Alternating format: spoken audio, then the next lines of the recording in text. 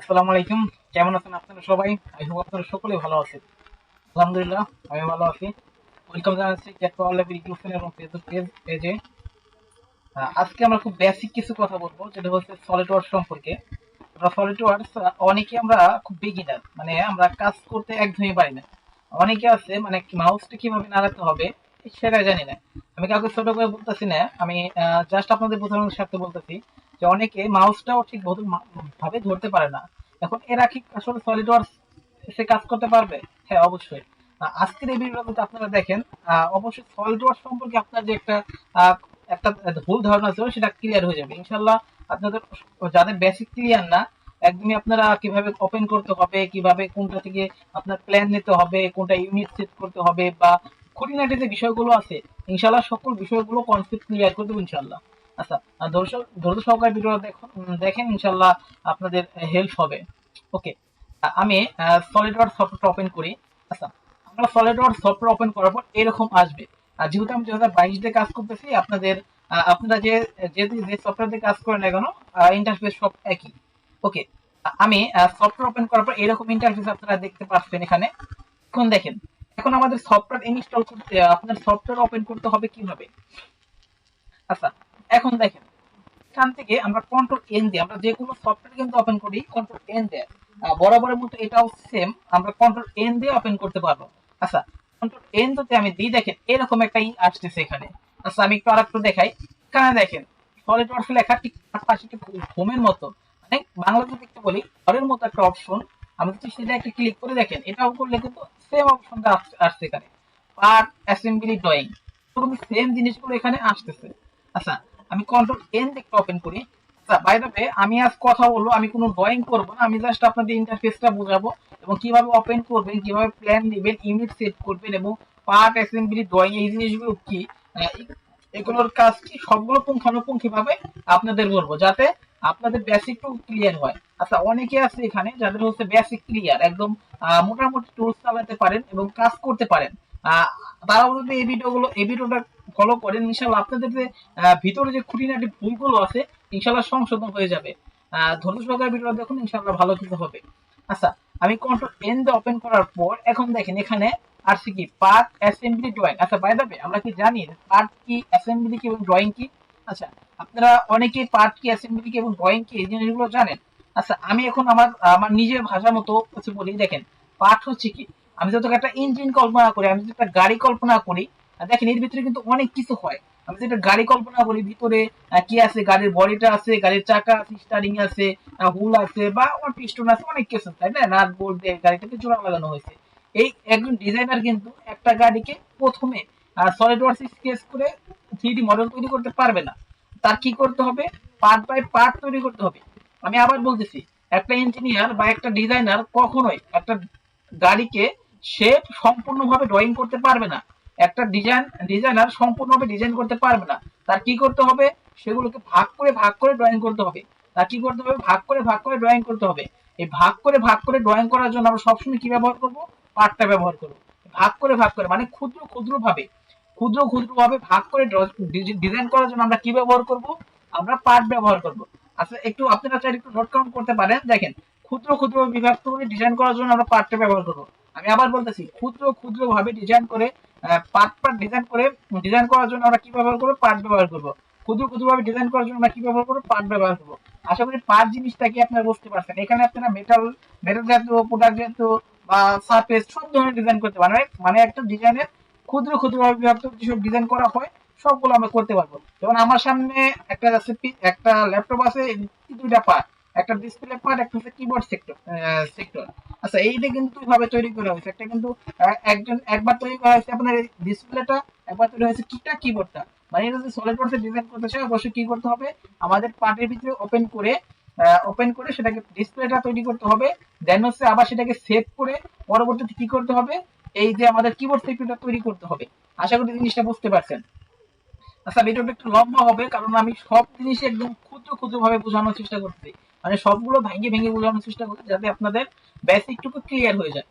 ওকে, দেখেন, আমরা যখন পার্ট গুলোকে ডিজাইন করলাম, পার্ট গুলো ক্ষুদ্র ভাবে বিভক্ত করে যে ডিজাইন করা হইলো, সেগুলো কিন্তু এক এক জায়গায় রয়ে গেছে, একটা সেফ ফোল্ডারে কি হয়েছে, সেগুলো রয়ে গেছে। এই রয়ে যাওয়া জিনিস কি আমাদের কি করতে হবে? অবশ্যই জোড়া লাগাইতে হবে। আমরা যখন গ্রাম বাংলা একটা কথা আছে, আমরা কি করি, আমরা কাঠের সাহায্যে আমরা কি করি, পিন মেরে জিনিসটাকে কি করি, জোড়া লাগাই। বল পিন হ্যামারের সাহায্যে চাপ প্রয়োগ করে আমরা কি করি, জিনিসটাকে জোড়া লাগাই। আমরা কি করব, আমরা আমাদের, আমি বলি, এই পার্ট গুলোকে আমরা কি করব, আমরা যে ডিজাইন গুলো তৈরি করলাম সেগুলো কি করব, অ্যাসেম্বলিতে সুইচ করব। এখন কি করব, অ্যাসেম্বলিতে সুইচ করব। বিভিন্ন মেট আছে। আমরা কি করি, যেটা একটা বাস্তব লাইভ অ্যানালাইজ করি, তাহলে কি করতে হবে আমাদের, বল পিন হ্যামারের সাহায্যে পিন দ্বারা চাপ প্রয়োগ করে কি করতে হবে, সেটাকে জোড়া লাগাতে হবে। কিন্তু সলিড ওয়ার্কস এর ভিতরে একটা টুলস আছে যার নাম হচ্ছে মেট। আমরা কি করব, মেটের সাহায্যে কি করব, সেটাকে জোড়া লাগাতে পারবো। মেট খুব স্মার্ট একটা টুল। মেট কি খুবই স্মার্ট একটা টুল। আপনারা হয়তো বুঝতেছেন না আসলে মেট কি। ইনশাআল্লাহ আমরা পরবর্তীতে সেগুলো নিয়ে ডিসকাস করব, বিস্তারিত ডিসকাস করব। কি করতে হবে, মেটের সাহায্যে সেটাকে জোড়া লাগাতে হবে। দেন হচ্ছে সেটাকে পারফেক্ট ভাবে জোড়া লাগলো কিনা সেটাকে অ্যানালাইজ করতে হবে। দেন কি করতে হবে, সেটাকে আমরা অ্যানিমেশন করে দেখতে পারি সেটা কিভাবে হবে। বা গাড়ি গাড়ি ডিজাইন করি, গাড়িটা কিভাবে রাস্তাতে চলবে সেই জিনিসটা আমরা দেখতে পারি আমরা অ্যানিমেশন করে। এভাবে হচ্ছে আমাদের অ্যাসেম্বলির কাজটা। অ্যাসেম্বলি খুব সিম্পল কাজ, আবার অনেকের কাছে সেটা আবার একটু জটিল। যারা বুঝি, যারা কাজ করতে পারি তাদের কাছে খুবই সিম্পল, আর যারা কাজ পারি না, যাদের বুঝতে সমস্যা হয়, তাদের কাছে খুবই জটিল। আমি আমার একটা রিয়েল লাইফের কিছু স্টোরি শেয়ার করি। আমি যখন ফার্স্টে ডিজাইন করা শুরু করি 2022-এর এইদিকে, তখন আমার কাছে ডিজাইনটা খুবই কঠিন মনে হইতো যে ইনস্ট্রাক্টর কি বোঝাচ্ছে আর আমি কি করতেছি, মানে দুইটা দুই রকম। এমনও সময় হয়েছে যে ধরেন আমার আগামীকাল এক্সাম, কিন্তু আমি সলিড ওয়ার্কসে খুব বেশি পরিমাণ সময় দিচ্ছি। আমি আমি যদি আমার রিয়েল লাইফ এক্সপিরিয়েন্স আপনাদের শেয়ার করি, আমি কিন্তু প্রতিদিন 7 থেকে 8 ঘন্টার উপরে ডিজাইন করি শুধুমাত্র এই সলিড ওয়ার্কস এর উপরে। তাহলে বুঝেন যে একজন বিগিনারের কি পরিমাণ প্র্যাকটিস করতে হবে। আসলে যারা কাজ শেখার সময়, আমি কাজ শেখার সময় এরকমই প্র্যাকটিস করছি। আপনারা প্র্যাকটিস করেন, বাংলা ইংরেজি একটা কথা আছে, প্র্যাকটিস ম্যাক্সিমাম পারফেক্ট। আপনারা যত প্র্যাকটিস করবেন তত আপনারা ডিজাইন সম্পর্কে একটু ভালো একটা আইডিয়া পাবেন। প্র্যাকটিসের কোনো বিকল্প নেই, প্র্যাকটিস আপনাকে করতে হবে। একজন প্রফেশনাল ডিজাইনার হিসেবে বা একজন বিগিনার হিসেবে, একজন নর্মাল বিগিনার বা যে বিগিনারই বলেন না কেন, আপনাকে প্র্যাকটিস করতে হবে। আপনি যদি প্র্যাকটিস না করেন তাহলে ভুলে যাবেন। ধরেন আমরা যদি বাংলা বা ইংরেজি রিডিং করতে যাই, আমরা যদি অনেকদিন প্র্যাকটিস না করি তাহলে কি হবে, আপনি জিনিসটাকে ভুলে যাবেন। অল্পতে জিনিসটা আপনি কনসেপ্ট হারিয়ে ফেলবেন। আপনার বুঝতে সমস্যা হবে বা রিডিং করতে সমস্যা হবে। এই ধরনের সমস্যা অনেকেরই হয়। আমি দেখি আমার সামনেও আমার ফ্রেন্ডরা, আমার অনেকের সাথে এরকম সমস্যাগুলো হয়। সেম ভাবে আমার সাথে এই সমস্যাগুলো হয়। অনেকদিন পড়াশোনার বাইরে থাকলে বা অনেকদিন ডিজাইনের বাইরে থাকলে কি হয়, জিনিসগুলো ভুলে যায়। আমি কথাটা বলার উদ্দেশ্য হচ্ছে, আপনারা ডিজাইন করেন বা নাই করেন, আপনারা যেহেতু একটা জিনিস উপরে প্র্যাকটিস করেন, যদি আপনারা প্রতিনিয়ত প্র্যাকটিস করতে থাকেন বা প্রতিনিয়ত যদি জিনিসটার উপরে প্র্যাকটিস চালিয়ে যান, তাহলে দেখবেন কি একটা সময় সেই জিনিসটা আপনাদের আয়ত্তে চলে আসবে। আমরা একটা ব্যাকরণের একটা প্রবাদ করছি যে 10-এর লাঠি 1-এর বোঝা। জিনিসটা কিন্তু অনেকটাই, আপনারা যদি 10 জন মিলে একটা কাজ করেন, জিনিসটা কিন্তু কাজটা অনেক সহজ হয়। কাজটা করতেও মজা এবং কাজটা করতে বুঝতেও সুবিধা হয়। আপনারা যদি প্র্যাকটিস করেন নিয়মিত, তাহলে আপনাদের ডিজাইন খুব কঠিন বিষয় না। আপনারা অল্পতেই সেটা আয়ত্তে আনতে পারবেন। আশা করি বুঝতে পারছেন। আচ্ছা, মূল কথায় আসি।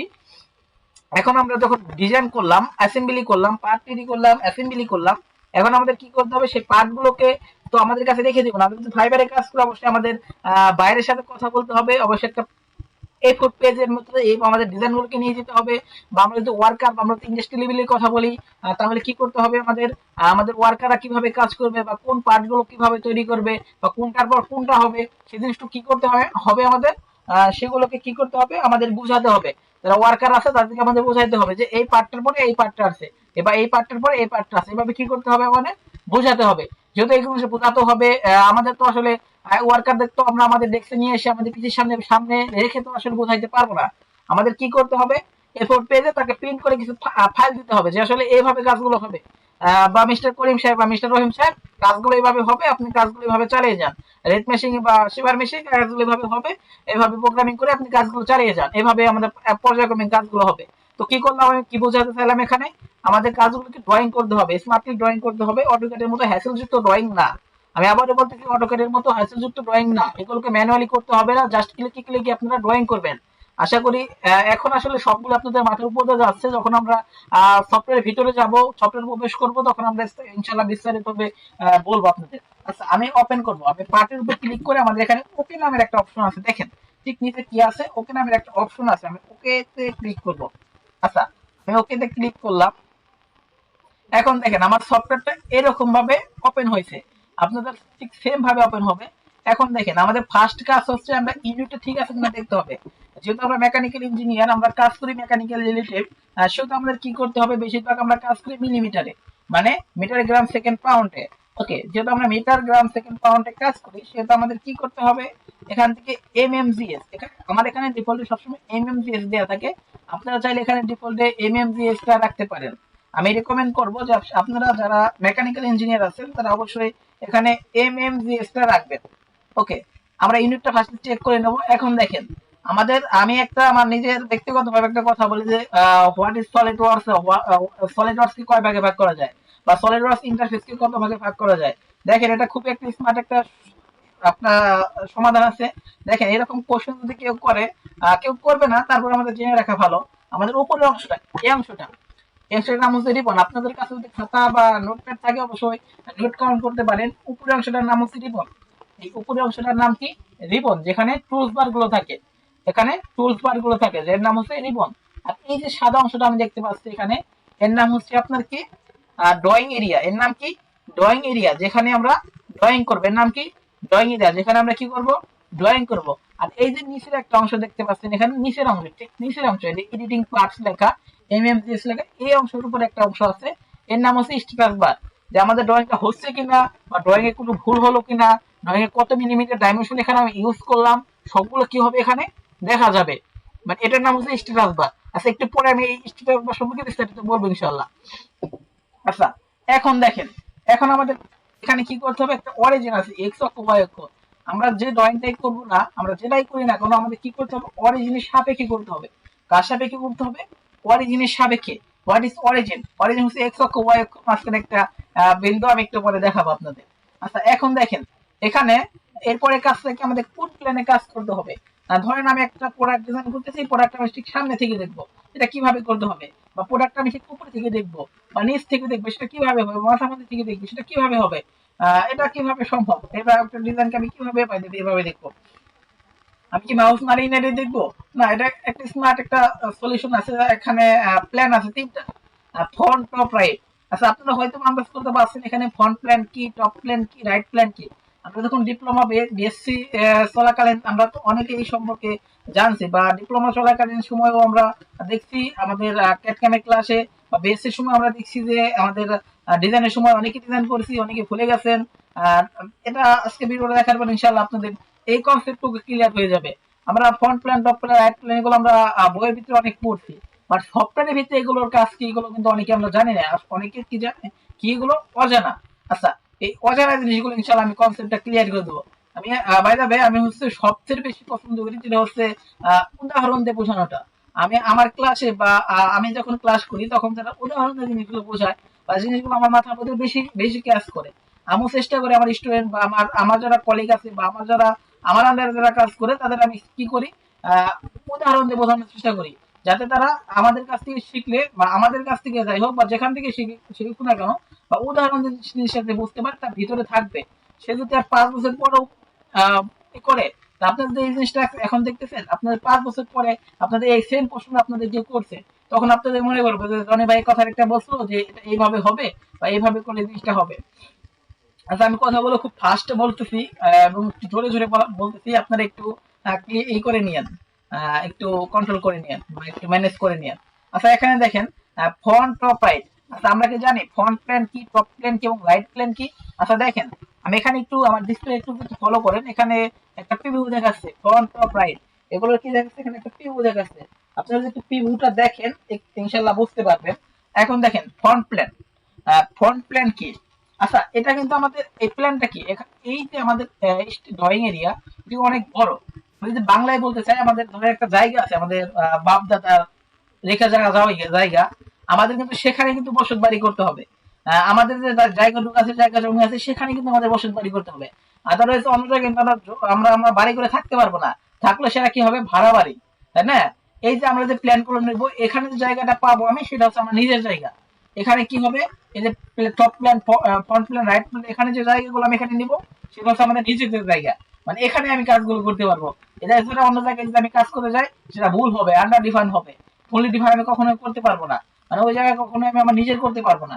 আচ্ছা, এটা একটা উদাহরণ দিয়ে বললাম, জিনিসটা বাস্তব লাইফ বা রিয়েল লাইফ অ্যানালাইজ করলে জিনিসটা ঠিক সেম ভাবেই হবে। ওকে, ফ্রন্ট প্ল্যান কি? আমি একটা ড্রয়িং কে ঠিক সামনে থেকে দেখতেছি, আমি একটা ড্রয়িং কে কি করতেছি, ঠিক সামনে সামনে থেকে দেখতেছি, একবারে সামনে থেকে। তখন তো আমরা ডিজাইনের ভাষায় চিন্তা করি, সেটা হচ্ছে ফ্রন্ট প্ল্যান। কিসের ভাষা কি প্ল্যান? সেটা ফ্রন্ট প্ল্যান। একটা ডিজাইনের ভাষায় চিন্তা করলে সেটা কি প্ল্যান? Front plan. আমি একটা ডিজাইনকে ঠিক নিচ থেকে দেখতেছি বা উপর থেকে দেখতেছি, নিচ থেকে বা উপর থেকে দেখছি, সেটা যদি ডিজাইনের ভাষায় চিন্তা করি সেটা হচ্ছে টপ প্ল্যান। আর একটা নিচ থেকে বা উপর থেকে দেখছি, সেটা ডিজাইনের ভাষায় চিন্তা করি সেটা কি প্ল্যান? সেটা হচ্ছে টপ প্ল্যান। একটা ডিজাইনকে ঠিক মাঝখানে থেকে ঠিক মাঝখান থেকে মিড পয়েন্ট বরাবর দেখতেছি, সেটা হচ্ছে কি প্ল্যান? Right plan. আশা করি এই জিনিসটা আপনারা বুঝতে পারছেন। আচ্ছা, আমি যে কোনো একটা প্ল্যান এখানে ওকে করি, প্ল্যানের উপরে ক্লিক করব, ক্লিক করার পর একটা চাঁদের মতো অপশন যার নাম স্কেচ, এই চাঁদের মতো অপশন যার নাম স্কেচ, আমি স্কেচে ক্লিক করব। ওকে, স্কেচে ক্লিক করার পর এটা ওপেন হলো। এখন এখানে অরিজিন বের হয়েছে, এক্স অক্ষ y অক্ষ, এই জিনিসটা এক্স অক্ষ y অক্ষ। আমি ড্রয়িং করব কোথা থেকে? একদম মাঝখান থেকে, এখান থেকে ড্রয়িং করবো, মানে মিড পয়েন্ট থেকে ড্রয়িং করবো। এখন দেখেন এখানে দুইটা ড্রয়িং আমি করছি, এখানে দেখেন আমি দুইটা সার্কেল দিছি, আমি সেম ভাবে এখানে একটা ডাইমেনশন দিলাম,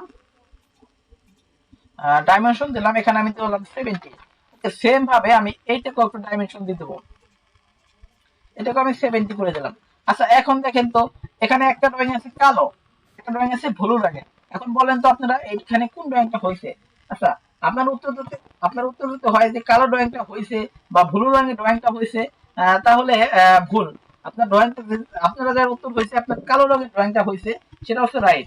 আর যেটা যাদের উত্তর ছিল ব্লু রঙের ড্রয়িংটা হয়েছে, তাদের উত্তরটা কি? ভুল। আমাদের ড্রয়িংটা করতে হবে কিসের সাপেক্ষে? অরিজিনের সাপেক্ষে। আমি ফার্স্ট ড্রয়িংটা করছি কিসের সাপেক্ষে? অরিজিনের সাপেক্ষে, মানে এক্স অক্ষ ওয়াই অক্ষর সাপেক্ষে, যার জন্য ড্রয়িংটা দেখাচ্ছে কি কালো। আর যেটা বাইরে করছি, ঠিক সাইডে করছি, সেটা হচ্ছে এক্স অক্ষ এবং ওয়াই অক্ষর সাপেক্ষে না, এর জন্য ড্রয়িংটা কি হয়েছে? কালো হয় নাই। এখন দেখেন এই যে আমি যে একটা প্ল্যান নিছি, ফ্রন্ট প্ল্যানটা নিছি, এটা হচ্ছে আমার নিজের জায়গা, এখানে আমি করছি, যার জন্য ড্রয়িংটা কি আমার নিজের জায়গা, যেহেতু সেটা আমি ডাইমেনশন দেওয়ার কারণে সেটা কি হয়েছে, সেটা ডিফাইন করতে পারছি, মানে ফুলি ডিফাইন হয়েছে। এটা হচ্ছে অন্য মানুষের জায়গা, মানে এই জায়গায় আমি বাড়ি করে রয়েছি, এখানে আমার নিজের না, আমি ভাড়া বাড়িতে রয়েছি। এর জন্য কি হয়েছে, সেটা ডিফাইন হয় নাই, মানে ফুলি ডিফাইন হয় না। আমি যদি এটা আমার সাথে নিয়ে আসি, ঠিক আমার সাথে নিয়ে আসি, এখন দেখেন একটু স্টেজ দ্বারা দেখেন এটা কি লেখা আছে, আন্ডার ডিফাইন। এখন এটা যদি আমার সাথে নিয়ে আসি, ওকে আমি এটার সাথে আমার একবার ক্লোজ করে দিলাম, 113, 113 এটাকে আমি একটু সোজা করে দেবো, হরাইজন্টাল করে দেবো। আচ্ছা, এখন দেখেন এটা কি লেখা আছে, ফুলি ডিফাইন্ড। মানে কি, এই ড্রয়িংটা কি হয়েছে, হয়েছে, মানে হয়ে গেছে, মানে ফুলি ডিফাইন্ড। আশা করি এই জিনিসগুলো বুঝতে পারছেন। ড্রয়িং বোঝানো থেকে আমি আসলে থিওরি নিয়ে একটু বেশি কথা বলছি। মূলত কথা বলার উদ্দেশ্য হচ্ছে আমার থিওরি গুলো নিয়ে, যাতে আপনাদের থিওরিটা ক্লিয়ার হয়। ওকে, আমি আশা করি এই জিনিসগুলো আমি আপনাদের বোঝাতে পারছি, থিওরিটা ক্লিয়ার করতে পারছি। যদি ক্লিয়ার না হয়, ইনশাল্লাহ কমেন্টে অথবা আমাদের সাথে যোগাযোগ করবেন, আমাদের হোয়াটসঅ্যাপে অথবা যে কোনো জায়গায় আমাদেরকে নক করলে বা যে কোনো ভাবে আমাদের কন্ট্যাক্ট করলে আমাদের পাবেন। সকাল 8টা থেকে রাত 12টার মধ্যে যে কোনো সময় আমাদের নক করলে আমাদের পাবেন। ইনশাল্লাহ কথা হবে ক্লাসে। ধন্যবাদ সবাইকে এতক্ষণ সাথে থাকার জন্য। আসসালামু আলাইকুম।